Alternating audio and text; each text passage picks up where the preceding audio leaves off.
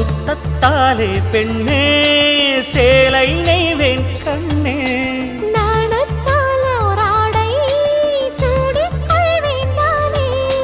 பாயாகும் அடி சொல்லாதே பஞ்சண புதையல் ரகசியமே சாய்ந்தாடும் சங்கில் துளி பட்டாலும் முத்தாகிடும் முத்துண்டே